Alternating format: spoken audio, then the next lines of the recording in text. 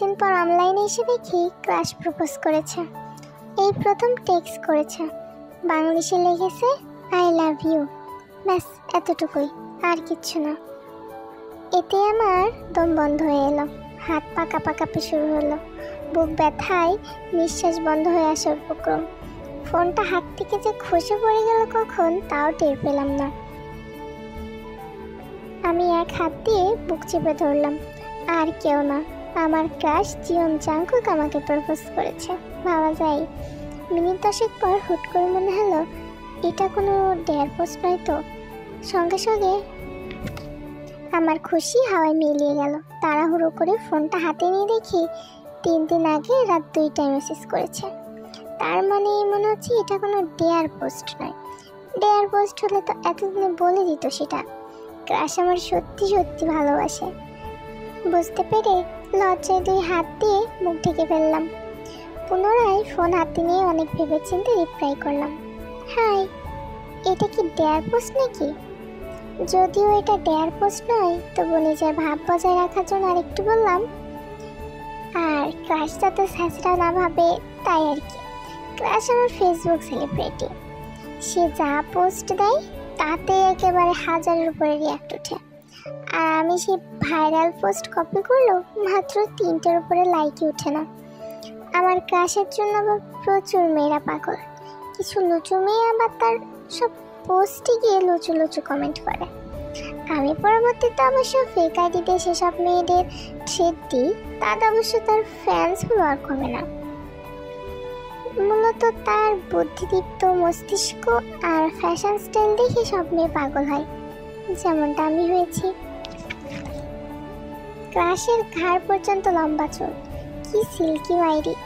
চুলে পোস্ট দিয়ে ছবি আপলোড করলে সে সেখানে ক্যাপশন দেয়, প্রিয়া প্রিয়া প্রিয়া আমায় ধোঁকা দিয়েছে, মনের মাঝে প্রিয়ার নাকি অন্য কেউ আছে। তখন আমার ইচ্ছে করে তাকে আমার মন, মস্তিষ্ক, হৃৎপিণ্ড, কিডনি, ফুসফুস, যকৃৎ সহ অর্গান কেটে কুচি কুচি করে তাকে দেখায় যে সবখানে শুধু সে ছাড়া আর অন্য কেউই নেই। তাকে আমি ধোঁকা দিতে গিয়ে পারি না। কখনো বা ক্রাশ আমার সিগারেটের ধোঁয়া ছেড়ে ছবি আপলোড করে আর ক্যাপশন দেয়, লাশটা আজও তার খুনিকে ভালোবাসে। কি বেদনাদায়ক তার গভীর ক্যাপশনের মিনিং। আর ক্যাপশন দেখে আমি তো রাতভর দুঃখে কেঁদে কেটে বালিশ ভেজাই। মাঝে মাঝে ক্রাশ পোস্ট করে, আরে এই মেয়ে পৃথিবীকে কেন স্বার্থপর বলিস? পৃথিবীর কোনো দোষ নেই, স্বার্থপর তো তুই।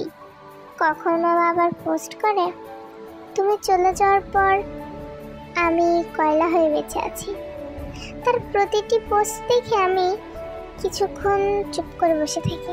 ছোট্ট একটা বাক্য, কিন্তু কত হিউমারাস সমৃদ্ধ। মূলত তার সব পোস্ট বৃষ্টির ফোঁটার মতো হিউমারাস ঝরে পড়ে। মানে ভেবে পাই না একটা মানুষের মস্তিষ্কে আগাগোড়া কি পরিমাণে হিউমার দিয়ে মোড়ানো থাকে। সত্যি বলতে আমার ক্রাশ বলে কথা, বরাবরই আমার রুচি একটু উঁচু দরের। এদিকে তার এমন আবেগমাখা হিউমার ভরপুর পোস্ট দেখে আমি তো আরও বেশি দুর্বল হয়ে পড়ছি তার প্রতি। আমার দুর্বলতা প্রকাশের জন্য ক্রাশের সব পোস্টে লাভ রিয়াক্টি, স্যাড পোস্ট করলেও, ফানি পোস্ট করলেও, এমনকি মিম শেয়ার করলেও সেখানে লাভ রিয়াক্টি। সেদিন দেখি সে পোস্ট করেছে, মাঝরাতে আড়মোড়া ভেঙে গিয়ে ওয়াশরুমে গিয়ে হিসু করলাম। সকালবেলা উঠে দেখি বিছনা ভেজা। সমীকরণটা বুঝলাম না। তার এই পোস্ট দেখে আমি তো হাসতে শেষ। হাসির ফলে খাট উল্টে গেল। তবু আমার ফিলিংস বোঝানোর জন্য পোস্টে রাব লিখলাম। সে বুঝল না, সেই ক্রাশ আমার কল্পপুরুষ আমাকে প্রপোজ করেছে। ইস, ফোন হাতে নিয়ে 1 ঘন্টা বসে রইলাম, কিন্তু ক্রাশ তো মেসেজ সিন করলো না।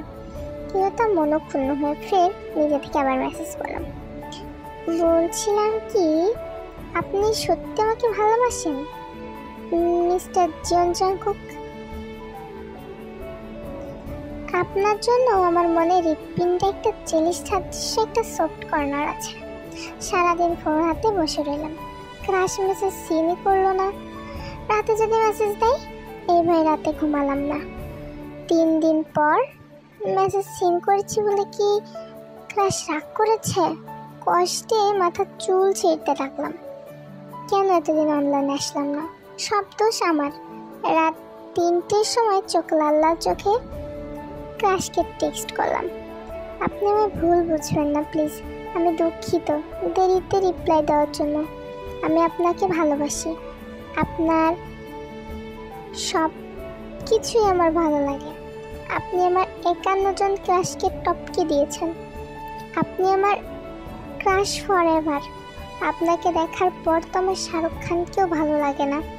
আপনি আমার চোখে মিস্টার ওয়ার্ল্ড। আপনি আমার সব। আপনি আমার নিঃশ্বাস, আপনি আমার প্রশ্বাস, আপনি আমার অক্সিজেন। আপনাকে আমি ভালোবাসি, আপনাকে আমি কয়লা হতে দেব না। একে একে 7 দিন কেটে গেল। এতদিনে ক্রাশকে 1000 খানিক মেসেজ করেছি, কিন্তু ক্রাশ একটাও সিন করেনি। টানা 7 দিন হলো আমি ঘুমাই না, চোখের সামনে ফোনটা ধরে বসে থাকি। এই বুঝে ক্রাশ মেসেজ সিন করবে, রিপ্লাই করবে, আমাকে খুঁজবে, কিন্তু পাবে না। এই ভয়ে আর ঘুমাই না। একই ভুল আমি বারবার করবো না, দ্বিতীয়বারও তো করবোই না। যতক্ষণ না ক্রাশ মেসেজ সিন করবে ততক্ষণ ঘুমাবো না। প্রয়োজন আমি সারা রাত জেগে থাকবো। এতদিন কেটে যাচ্ছে কিন্তু ক্রাশের কোনো খোঁজ নেই। সে কি আদেও আমার মেসেজটা সিন করবে না? মনে মনে যেই প্রতিজ্ঞাবদ্ধ হইলাম যে ক্রাশ মেসেজ সিন না করলে ঘুমাবোই না, তাহলে কি এই কথাই বাস্তব হবে? এখন কি করি? আর তো ভালো লাগে না। মিস্টার জিওন জাংকুক, আপনাকে যদি পাইতাম তো ডিরেক্ট আপনাকে কুচি কুচি করে ফেলতাম। পরের দিন কলেজে গেলাম। এবার হচ্ছে অনার্স ফার্স্ট ইয়ারে আমি। পরের দিন কলেজে গিয়ে বন্ধুদের সাথে ভালো আড্ডা দিলাম। মোটামুটি মনটা ফ্রেশ, কিন্তু বাসায় আসার পথে হঠাৎ করে ক্রাশের কথা হয়ে গেল মনে। আর তো কিছু ভালো লাগছে না। ক্রাশ কি আদৌ মেসেজ সেন্ড করবে না? বাসায় ঢুকতে দেখি বাইরে কয়েকটা গাড়ি দাঁড়িয়ে। আমিও গেটের ভিতর ঢুকলাম, গাড়িগুলো চলে গেল। মনে হয় বাসায় কেউ এসেছিল।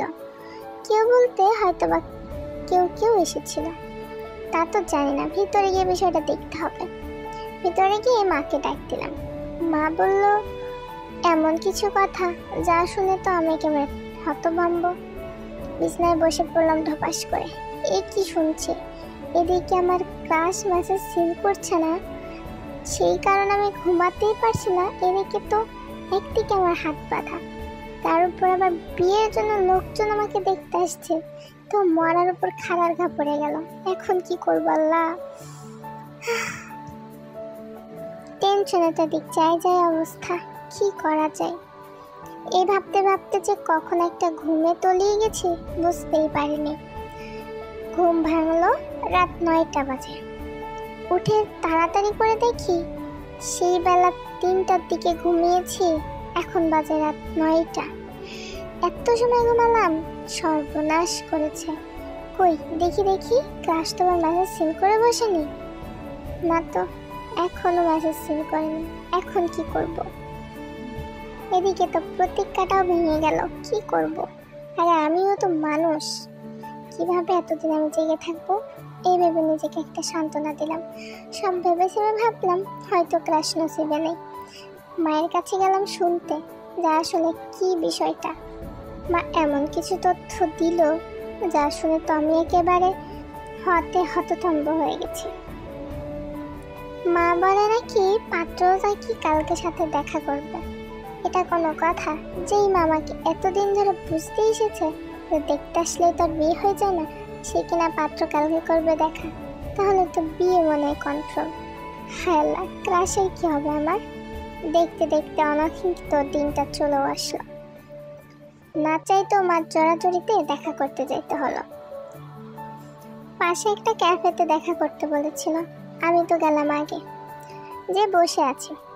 অনেক সময় আছি, প্রায় আধা ঘন্টা হয়ে গেল, কারোর তো দেখা নেই।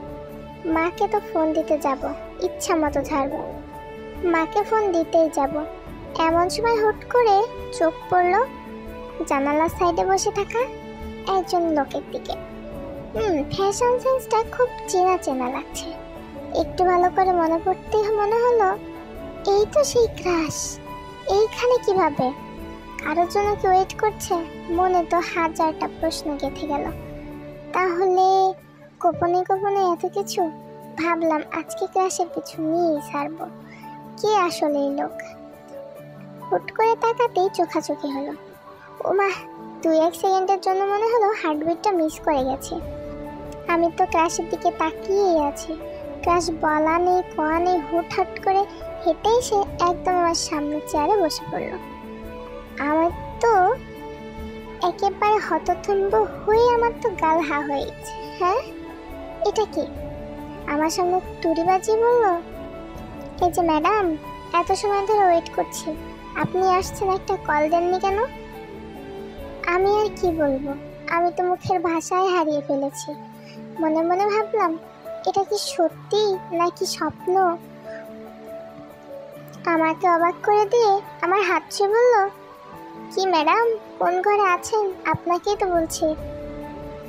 আমি আর এবার নিজেকে সামলাতে পারলাম না। তার হাতে হাত থেকে শক্ত করে চেপে ধরে বললাম, আসলে তো সত্যি। আমার তো খুশিতে একেবারে কাঁদো কাঁদো অবস্থা।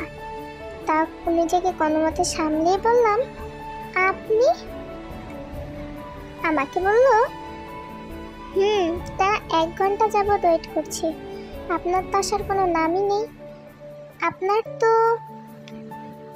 আপনার মায়ের কাছ থেকে ডিটেলস না শুনলে এখন তো বুঝতেই পারতাম না। তাও তো আমি এখানে এসেছি আন্দাজের উপরে, কারণ আমি তো আপনাকে চিনতামই না। ড্রেস আপ আর গেট আপ সেটা বর্ণনা শুনে মিলে গেল, তাই আর কি পরীক্ষা করতে আসলাম।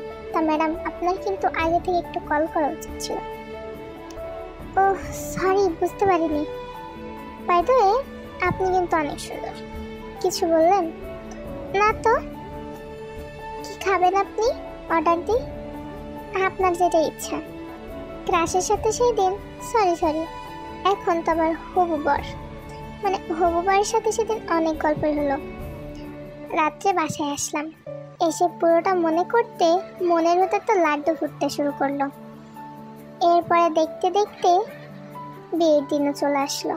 এর মাঝে ক্লাসের সাথে তেমন আর কোনো দেখা সাক্ষাৎ হয়নি।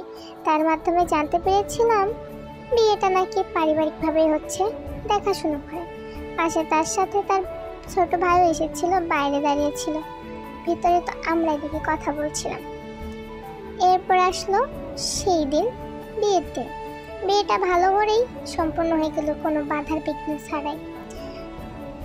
মনের ভিতর তো হাজারটা প্রশ্ন, কিছুরই তো উত্তর জানি না, কিন্তু উত্তর তো আমাকে জানতেই হবে। পুরোটা বিয়ে জুড়েই এটাই শুধু ভেবে চলেছি, আর ওয়েট করা যায় না। কাঙ্ক্ষিত রাত এসে উপস্থিত হলো। এত সময় তো তাকে আর কাছে পাইনি, এবার তো সে আমার হাতের নাগালে। পুরো প্রশ্নের উত্তর এবার জেনে ছাড়বো। নিয়ম মাফিক আমাকে বাসর ঘরে বসিয়ে দিয়ে যাওয়া হলো। আমি তো এখন বর সাহেবের জন্য ওয়েট করছি। বেশ কিছুক্ষণ পরে তার আগমন ঘটল। কিছু ফর্মালিটি পালন করে এবার আসলো আমাদের মূল সময়। আমি তাকে সরাসরি জিজ্ঞেস করলাম, আপনি আমার ক্রাশ ছিলেন? এবার তো সে হা হয়ে গেল। কিভাবে? আমি আপনার ক্রাশ কিভাবে? আপনি কি কখনো আমাকে দেখেছেন আগে? দেখিনি মানে? আমি তো আপনার বিরাট ফ্যান।